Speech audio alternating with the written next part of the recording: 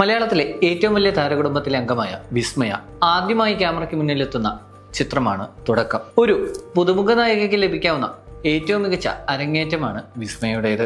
Industry hit നേടിയ സംവിധായകൻ, state award നേടിയ ക്യാമറാമാൻ, മോളിവുഡിലെ ഏറ്റവും തിരക്കുള്ള സംഗീത സംവിധായകനും എഡിറ്ററും, ഇതിനെല്ലാം പുറമെ മലയാളത്തിലെ നമ്പർ 1 പ്രൊഡക്ഷൻ കമ്പനിയും എന്നിങ്ങനെ ഒരു സ്വപ്നതുല്യമായ തുടക്കം തന്നെ വിസ്മയയ്ക്ക് ലഭിച്ചിട്ടുണ്ട്. ചിത്രത്തിന്റെ പ്രൊമോഷൻ ഇവന്റുകളിൽ കണ്ട സ്റ്റേജ് ഫിയറുള്ള അധികം സംസാരിക്കാത്ത വിസ്മയയല്ല സ്ക്രീനിൽ കണ്ടത്. ഒരു തുടക്കക്കാരിയുടെ യാതൊരു പതർച്ചയുമില്ലാതെ മികച്ച രീതിയിൽ തന്റെ കഥാപാത്രത്തെ വിസ്മയ പകർന്നാടി. വളരെയധികം സാമൂഹിക പ്രസക്തിയുള്ള വിഷയമാണ് തുടക്കം സംസാരിക്കുന്നത്. അതിനെ അത്യാവശ്യം നല്ല രീതിയിൽ തന്നെ സംവിധായകൻ ജൂഡ് ആന്റണി ഒരുക്കിയിട്ടുണ്ട്. ഇടുക്കിയിലെ ഒരു മലയോര ഗ്രാമത്തിലേക്ക് ട്രാൻസ്ഫർ ആയി വരുന്ന വില്ലേജ് ഓഫീസർ രവിയെയും അയാളുടെ മകൾ മീനുവിനെയും ചുറ്റിപ്പറ്റിയാണ് കഥ വികസിക്കുന്നത്. ചെറുപ്പത്തിൽ അമ്മയെ നഷ്ടപ്പെട്ട കാല് തളർന്ന അച്ഛനെ പരിപാലിക്കുന്ന മീനുവിന്റെ ജീവിതത്തിൽ നടക്കുന്ന ചില അപ്രതീക്ഷിത സംഭവങ്ങളും അതിനെ അവൾ നേരിടുന്നതുമാണ് സിനിമയുടെ കഥ. ഫാമിലി ഡ്രാമയെ തുടങ്ങി കുറച്ച് മിസ്റ്ററിയിലൂടെ മുന്നോട്ട് നീങ്ങുന്ന കഥ രണ്ടാം പകുതിയിൽ ആക്ഷൻ ത്രില്ലറിലേക്ക് വഴിമാറുന്നുണ്ട്. ആക്ഷൻ സീനുകൾ കുത്തി നിറയ്ക്കാതെ ഇവിടെ ഇപ്പോൾ അടിപൊട്ടിയാൽ നന്നാകും എന്ന് പ്രേക്ഷകൻ ചിന്തിക്കുന്നിടത്ത് കൃത്യമായി പ്ലേസ് ചെയ്ത ആക്ഷൻ സീനുകളാണ് ചിത്രത്തിന്റെ പ്രത്യേകത. അവിടവിടായി വരുന്ന ചില ക്രിഞ്ച് സീനുകൾ മാറ്റി നിർത്തിയാൽ വാച്ചബിൾ ആയിട്ടുള്ള സിനിമാനുഭവമാണ് തുടക്കം. അഭിനയത്തിന്റെ കാര്യത്തിലേക്ക് വരുമ്പോൾ വിസ്മയ തന്നെ ഏൽപ്പിച്ച ജോലി ഭംഗിയായി ചെയ്തു.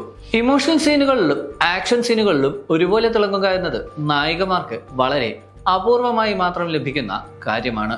ഈ സിനിമയിൽ അക്കാര്യം വിസ്മയയിൽ ഭദ്രമായിരുന്നു. വിസ്മയയ്ക്ക് ശബ്ദം നൽകിയ ആദിത്യ ലക്ഷ്മിക്കും പ്രത്യേക കയ്യടി അർഹിക്കുന്നു. അനൗൺസ്മെന്റ് മുതൽ സിനിമയുടെ ഓരോ അപ്ഡേറ്റിലും നിറഞ്ഞു നിൽക്കുന്നുണ്ടെങ്കിലും അധികമാരും ചർച്ച ചെയ്യാത്ത ഒരാളായിരുന്നു ആഷിഷ് ജോ ആന്റണി.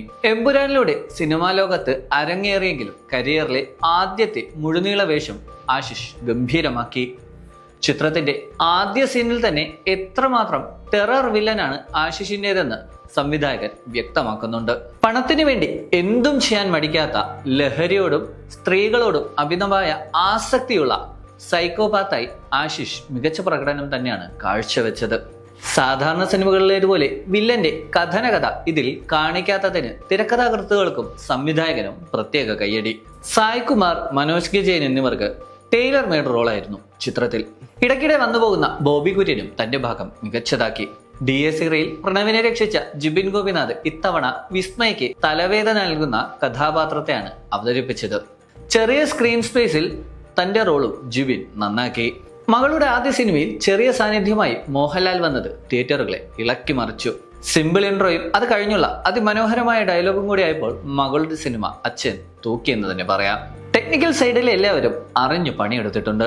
ജേക്സ് വിജയുടെ പേര് അതിൽ എടുത്തു പറയണം. രണ്ടാം പകുതിയിൽ കയ്യടി വരുമ്പോഴെല്ലാം ജേക്സ് തന്റെ BGM കൊണ്ട് സിനിമയെ അപ്ലിഫ്റ്റ് ചെയ്യുകയായിരുന്നു. ചമൻ ചാക്കോയും തന്റെ പണി വെടിപ്പായി ചെയ്തു. ക്ലൈമാക്സിനോട് അടുക്കുമ്പോൾ ട്രാൻസിഷൻ ഷോട്ട് ഗംഭീരമായിരുന്നു. യാനിക് ബെനും സ്റ്റൺ സിൽവയും ചേർന്നൊരുക്കിയ ആക്ഷൻ പീസുകൾ ഒന്നിനൊന്ന് മികച്ചതായിരുന്നു. ഓവർ ദി ടോപ്പ് പരിപാടി പിടിക്കാതെ വളരെ ഗ്രൗണ്ടഡ് ആയിട്ടുള്ള എന്നാൽ അത്യാവശ്യം സിനിമാറ്റിക് ആയിട്ടുള്ള മാർഷൽ ആർട്സ് രീതിയിലുള്ള ഫൈറ്റ് സീനുകൾ കയ്യടി നേടി. മൊത്തത്തിൽ സിനിമാ ലോകത്തിലേക്കുള്ള മികച്ച തുടക്കമാണ് ആശിഷും വിസ്മയും നടത്തിയത്. ഇരുവർക്കും സപ്പോർട്ടായി മൈറ്റിയിൽ നടത്തിയ അതിഥിവേഷവും കൂടിയായപ്പോൾ മികച്ച സിനിമാനുഭവമായി തുടക്കം മാറി.